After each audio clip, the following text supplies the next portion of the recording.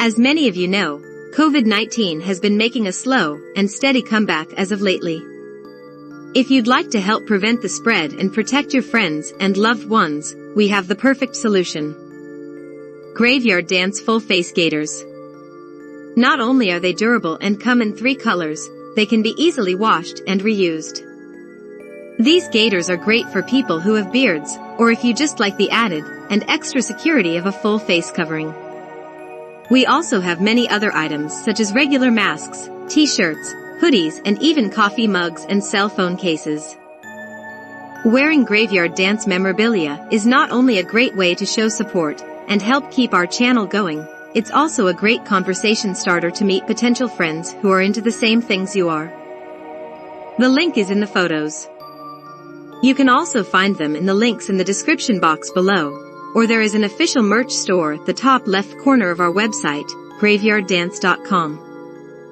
Okay, let's get on to today's story.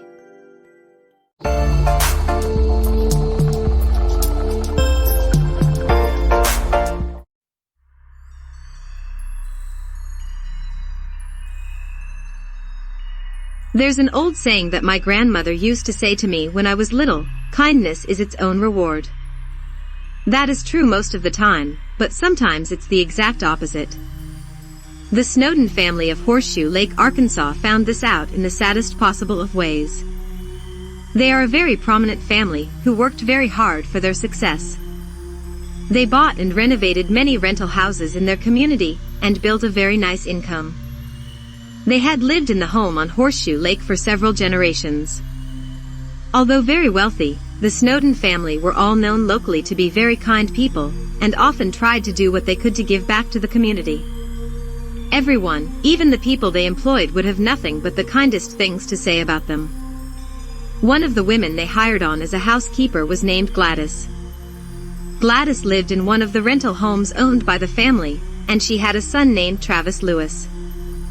Lewis was a troubled teen who was usually up to no good, drinking, doing various drugs, and often in trouble at school.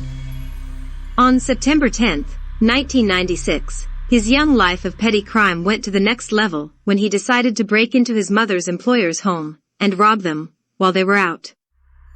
While he was going through the home and trying to find items that he could sell for drugs, Sally Snowden McKay, who was 75, and Sally's nephew, Joseph Lee Baker, who was 52, and a blues guitarist who was well known and loved all around nearby Memphis in the local blues scene, came upon Travis in the act of robbery. Travis, who was 16 at the time, felt that instead of getting caught, that it would be a better idea to murder the pair and try to get away.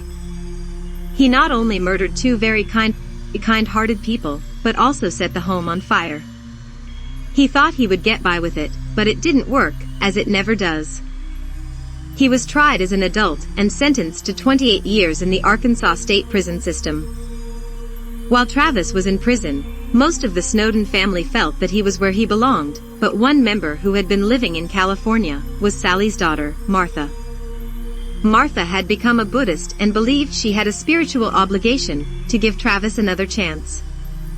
Everyone that knew Martha adored her. They all talked about how kind and loving she was and how she believed in redemption for Travis. Many of her friends and family tried to warn her, but it was to no avail. Just to tell you what kind people they were, Gladys, Travis's mother, was still employed by the family, even after the murders. In 2004, Martha decided to return home and purchase the home that had belonged to her mother from her family and rebuild what the fire had damaged. After spending a lot of money and time, it was fully restored to its once beautiful glory. It was an amazingly beautiful stately home right on the lake, and was even set in the 1994 movie, The Client, which was also a John Grisham novel. Martha had let Gladys stay on as an employee, and had even went to every parole board meeting, arguing for the release of her son, Travis. During his incarceration, she had written him many letters and had called and visited him often. He played the role of regretful and redeemed offender to the T. He was granted parole in 2020 after serving 70% of his sentence, and of course, Martha, being the kind-hearted soul that she was, immediately offered Travis a job in the same house where he murdered her mother and cousin so many years ago.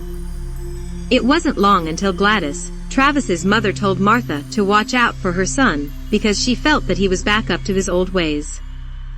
Gladys was right on the money. Martha had sold a very large, expensive chandelier for $10,000 and had the money at the home. Travis knew of it and had stolen the money.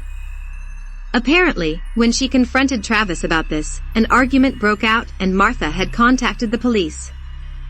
They would not get there in time though. The woman who had not only forgiven him for her mother's murder, and had argued for his release, and had been a friend to him in so many ways, was severely beaten and stabbed to death by the man she did everything to help, right on the kitchen floor not far from where her own mother had laid 23 years before. Before the police could get there, Travis ran from the house and towards the lake, diving in. It's uncertain if he thought he could get away by swimming across, or if he was trying to commit suicide, but his body went under and did not come back up. An autopsy later revealed that he had cocaine, methamphetamines, and marijuana in his system at the time of his death. The police found Martha's body inside the home, next to a bag of valuables that Travis was trying to steal. She was sadly deceased.